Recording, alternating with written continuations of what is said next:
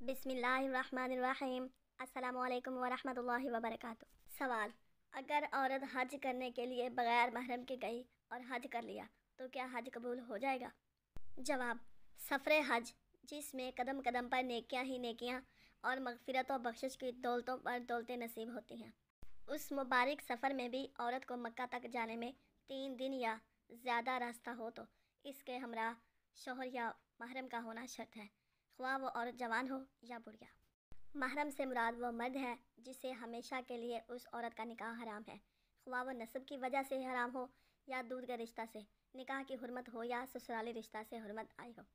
शौक़ ख्वाह कितना ही गालिब क्यों ना हो, औरत अगर बग़ैर शौहर या महरम के हज को गई तो सख्त गुनाहगार होगी। कदम कदम पर गुनाह लिखा जाएगा, अगर जब फ़र्ज़ अदा हो जाएगा। औरत को बग़ैर महरम के 3 दिन या ज़्यादा की राह जाना नाजायज़ है, बल्कि 1 दिन की राह जाना भी। नाबालिग बच्चा के साथ भी सफ़र नहीं कर सकती।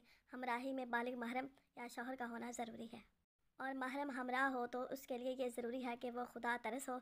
जिस महरम को खुदा और रसूल का खौफ ना हो और शरीयत के अहकाम का इसे पासो लिहाज ना हो, ऐसे महरम के साथ भी सफ़र पर जाना दुरुस्त नहीं। और 3 दिन से कम का सफ़र अगर किसी मर्द सालेह या बच्चा के साथ करे तो जायज़ है। अगर वीडियो अच्छी लगे तो इसे लाइक और शेयर करें और कमेंट बॉक्स में अपनी राय का इजहार ज़रूर फरमाएं। और हाँ, माही 786 यूट्यूब चैनल को सब्सक्राइब करना ना भूलें। अल्लाह ने के बाद।